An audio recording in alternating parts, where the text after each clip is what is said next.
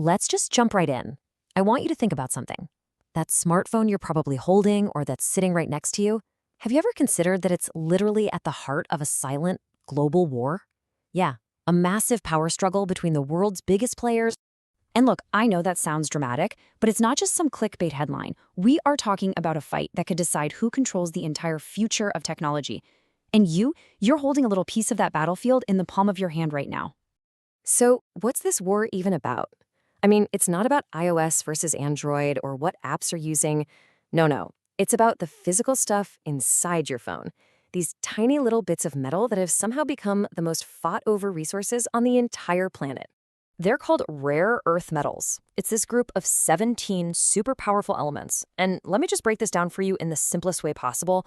Without these things, almost every single piece of modern tech we all rely on, especially our phones, well, they just wouldn't exist, period. I mean, really think about it for a second. You know that little buzz your phone makes when you get a text? Yep, that's a rare earth called neodymium. Those amazing crystal clear photos you take, you can thank lanthanum for that. The fact that your phone doesn't, melt in your hand during a long video call, that's dysprosium at work.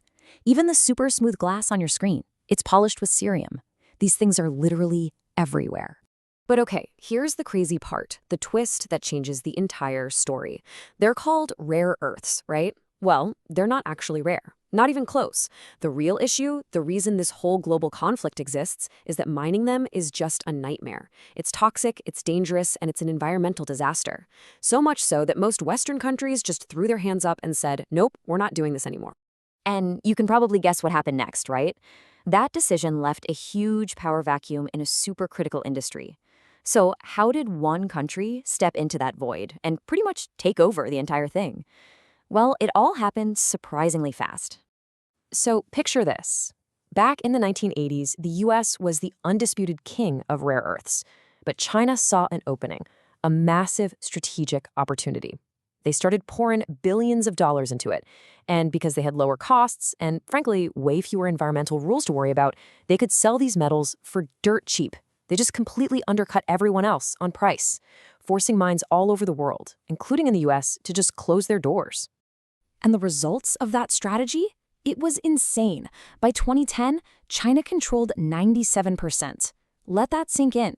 97% of the entire world's supply. That's basically a complete monopoly on the fundamental ingredients of all modern technology. So you gotta ask, what happens when one country gets that kind of stranglehold on something everyone needs? Well, it stops being just a product you can buy and sell. It becomes a geopolitical weapon.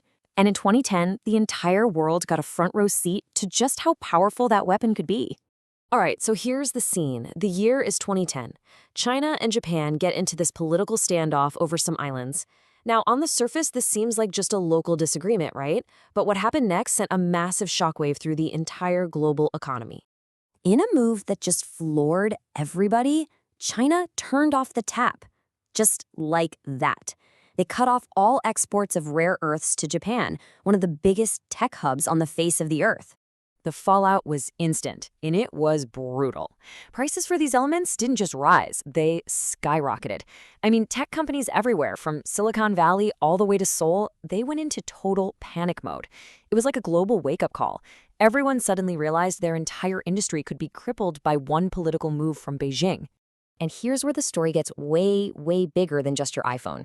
Because those same elements, the ones making your screen bright and your pictures sharp, they're the exact same ones needed for the most advanced military technology. We're talking missile guidance systems, high-tech lasers, even the engines in a stealth fighter jet. And that realization, the moment everyone understood this wasn't just about business, it was about national security. That's what kicked off a brand new kind of conflict. Not a war with tanks and soldiers, but a tech Cold War. A fight for control over supply chains, happening in mines, in laboratories, and in corporate boardrooms. So now, the US and its allies are in a mad scramble to play catch-up, to break this dependency. And their game plan has a few different angles.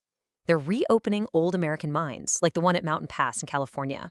The government is pumping money in to try and restart a domestic industry. And get this, the Pentagon itself is funding projects to make sure it has its own secure supply for military gear.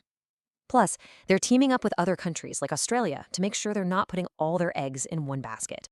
So, the big question is any of this actually working? Well, this chart here kind of gives us a peek at where things are headed.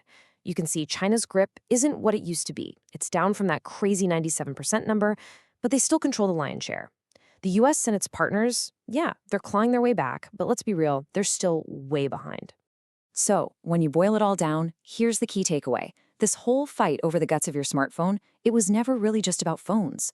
From the very beginning, this has been a high-stakes game about national security and ultimately about who gets to call the shots in the 21st century.